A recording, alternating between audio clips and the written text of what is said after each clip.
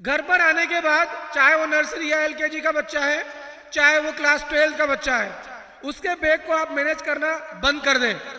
लेकिन इसका मतलब ये नहीं कि आप बच्चे को बैग मैनेज करते हुए नहीं देखें। आप उसकी आदत डालें कि कल जो किताबें ले जाना है, कल जो कॉपियां ले जाना है, वो आज अपने बैग में रखना शुरू करें।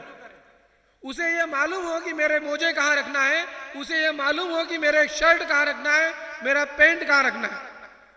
लेकिन आप उसकी मदद, डायरेक्शन दें। मैंने कहा अब टीचर डायरेक्टर ऑफ लर्निंग के रूप में आ रहा है, पेरेंट्स को भी डायरेक्टर ऑफ लर्निंग होना होगा। आपको लगता है कि ये काम बच्चा क्यों करे, लेकिन ये छोटी छोटी बातें हैं जो सेल्फ मैनेजमेंट सिखाती है। जब बच्चा सुबह उठकर तैयार हो, उसे मालूम होना चाहिए मेरा बैग कहाँ है, मुझे खुद तैयार किया हुआ लेकर के जाना है। उसे घर आने के बाद ये पता होना चाहिए कि मेरा यह समय पढ़ाई का है, मतलब उसे टाइम टेबल बनाना मालूम होना चाहिए। उसे ये याद होना चाहिए कि अगर मैं दिन भर खेलता हूं या पढ़ता हूं, इस सब का समय निर्धारित है और वो निर्धारित समय के साथ मुझे इन काम को करना है। प्रिय पालकगण, आप बच्चों को टेक्नोलॉजी दूर नहीं कर सकते, लेकिन टेक्नोलॉजी को कैसे उपयोग करना है और कब उपयोग करना है, यह आपको उनको सिखाना होगा। अगर हम बहुत ज्यादा ये मानने लगे कि मेरा बच्चा छोटा है, तो इस बच्चे की परवरिश कब करेंगे, इसके अंदर अच्छी आदतों का विकास आज से 20 साल बाद करेंगे, तब आप उसकी आदत विकास नहीं कर पाएंगे, बल्कि आप लोग या तो उसकी आदत को स्वीकार करेंगे या पश्चाताप करेंगे। माननीय पालकगण, ये वो समय है जो आप लोगों के जीवन में बहुत महत्वपूर्ण है इन बच्चों के पालन पोषण के लिए। बच्चों को साफ स्वच्छ रहने की आदत का विकास करना, यह एक बहुत अच्छी महत्वपूर्ण बात है। हम बच्चों को जब पढ़ने के लिए बिठाते हैं, उसका पूरा बैग बिखेर देते हैं। जिस समय उसे जो काम करना है उसकी आदत में डालें कि वही पुस्तक और वही कॉपी उसकी टेबल पर हो। और सबसे महत्वपूर्ण बात, बच्चों को टेबल और कुर्सी पर बैठकर पढ़ने की आदत डालें, न कि बिस्तर पर। उसकी नियमितता का ध्यान रखें। एक बहुत छोटा सा बात करना चाहूंगा यहाँ पर। जिन पालकों ने स्कूल में बच्चों को नियमित रखा है, उसकी नियमितता के लिए अपने आप सेक्रीफाइस किए हैं, उन पालकों के बच्चे जिंदगी में सबसे अधिक उन्नति करते हैं, प्रोग्रेस करते हैं। और यह शोध का भी परिणाम जो निकल करके आया है कि जिन पालकों ने बच्चों को विद्यालय के प्रति नियमितता, अपने कार्य के प्रति नियमितता सिखाई है, पंक्चुअलिटी सिखाई है, उन बच्चों में विकास सबसे तेजी से और अच्छे से हुआ है। बच्चों को बुजुर्गों का सम्मान करना सिखाना, अब ये बच्चा कहाँ सीखेगा? यहाँ तो टीचर है, प्रिंसिपल है, घर पर सभी बुजुर्ग मौजूद हैं।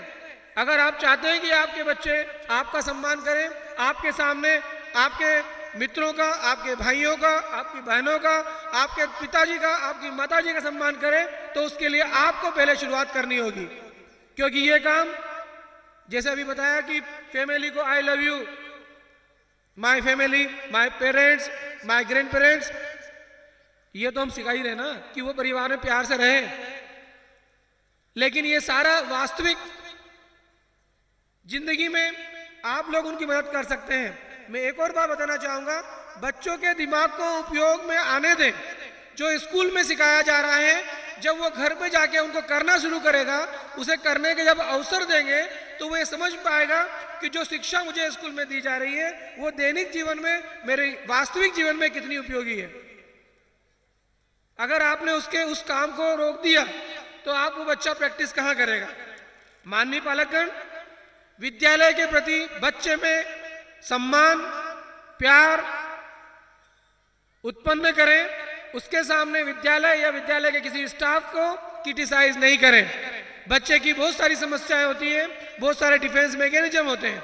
जब बच्चे घर जाते हैं, उसे ध्यान से सुने और तुरंत विद्यालय के शिक्षक से बात करें, क्योंकि आप में और विद्यालय के शिक्षक में दोनों में तालमेल होना आवश्यक है, क्योंकि दोनों मिलकर बच्चे की शक्ल एक सही दिशा में ले जा सकते हैं। माननीय पालकगण, बातें बहुत सारी है, मुझे अवसर आज मिला जो मैं आपके सामने बात कर रहा हूं, इसलिए एक निवेदन और है। जब पालक शिक्षक संघ की मीटिंग बुलाई जाती है, तो ये बात मान लीजिए कि विद्यालय के प्राचार्य या स्टाफ के पास आपके बच्चों को पढ़ाने के अलावा और इतना समय नहीं है कि वो आपको 2-4 घंटे बैठ करके और बात करेंगे।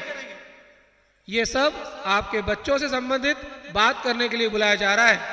तो कोई सी भी पालक शिक्षक मीटिंग को अवॉइड नहीं करें, बल्कि इसको प्रायोरिटी में रखें, क्योंकि इस जीवन में अपने बच्चे को पालने से बढ़कर कोई और काम हो ही नहीं सकता। माननीय पालकगण, मेरा निवेदन है, हम इन बच्चों को एक नई सौगात देने जा रहे हैं।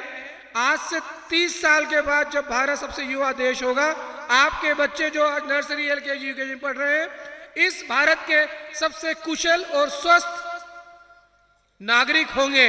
ये विश्वास के साथ मैं आप यहीं पर अपनी वाणी को विराम देता हूं। धन्यवाद। जय हिंद, जय भारत।